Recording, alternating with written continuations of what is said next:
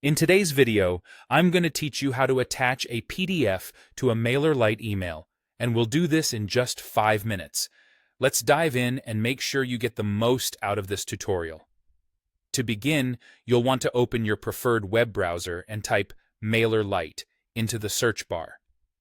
Once you find the site, go ahead and log in with your credentials. This will take you to your MailerLite dashboard, where you'll be doing all the magic. Next up, before we work with MailerLite, make sure your PDF file is ready to go. You'll need to upload this PDF to a cloud storage service. Google Drive, Dropbox, or OneDrive are all excellent options. Once your document is safely stored online, make sure to get a shareable link. In most cases, this means right-clicking on the file to find the Share option, and then copying the generated link. This link is going to be crucial for the following steps. Now let's shift our focus back to MailerLite. Think about the subscriber group you want to target with this email. You'll need to design your email form and choose the appropriate subscriber group at this stage. This ensures when you send out your email, it lands exactly where you want it.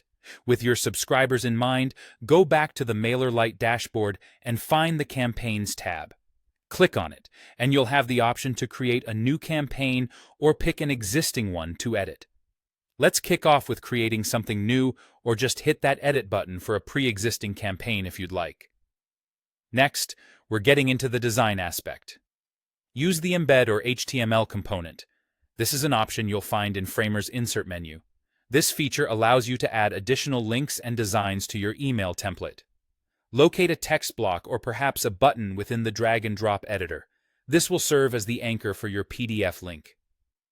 Drag and drop the element where you'd like it to appear in your email design. This is where the PDF magic happens. Click on the URL icon that usually looks like a chain link in the menu options. Once you're in the redirect menu, you'll notice a file option. You could just as easily paste that cloud service link you copied earlier directly into the URL field. Finally, it's critical to double-check everything. Go ahead and save your changes, ensuring that the link is correctly embedded. To make sure everything's working smoothly, run a quick test by sending a test email. This helps confirm your new link is adding subscribers properly to your MailerLite list. And there you go. You've successfully attached a PDF to your MailerLite email. Now you can confidently share your document and keep engaging with your audience.